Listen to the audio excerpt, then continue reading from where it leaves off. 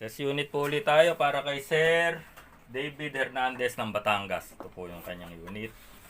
So ito po, may owner's manual po. Scan code nyo lang po. Tapos ito po yung sa pampakapal ng grip, dalawa. Po ang inyong magazine, sir.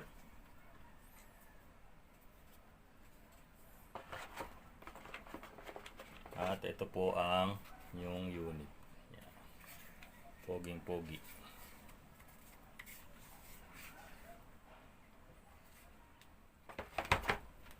So, ang paglalagay po ng gas natin, sir, ay pabaligtad na po. Yan. 5 to 10 seconds, sir. Tapos, yan po, walang singaw. Pag itatago nyo po yung unit nyo, sir, wag nyo aalisan ng gas yung magazine. Hayaan nyo lang po siyang may gas para iwas leak po dito sa inlet, sa outlet, saka dito po sa mag base. Yan. Ito yung outlet. Kasi minsan sumisingaw dito. Paglalagay ng bala, sir, bababa nyo lang po yung follower. Ito. Bababa nyo lang po ito. Yan. Dito ka maglalagay ng bala.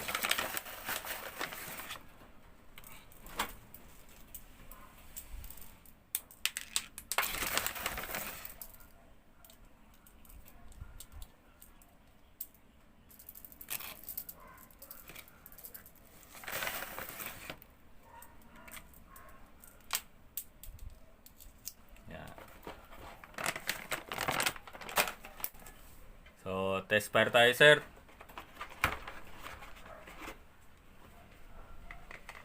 Paglalagay ng magazine, sir, medyo diinan mo lang ng para iwas laglag po tayo, sir, no. Tapos, charge po tayo, sir. Doon tayo sa ating target. Yan.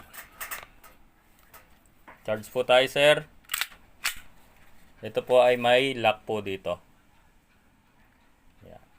Bababa nyo lang po. Medyo mahirap lang ibaba. Ang tigas. Yan sir. Para hindi mo ma-trigger. Tapos babalik mo lang po ulit, sir. Medyo mahirap lang po talaga tong isungkitin. So, ayan, sir. Fire in the hole po tayo, sir. Lakas.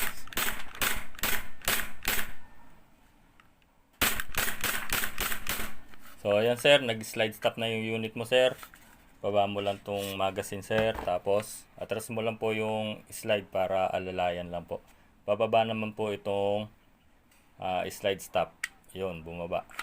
Saka bitawan nyo lang, sir. Kalabitin nyo po yung trigger, sir, para yung hammer sa loob naka-rest position. So, ayan, sir, marami pong salamat. Ibabalot na po natin, tapos padala na po natin sa inyo yung unit. Mabuhay po kayo, sir.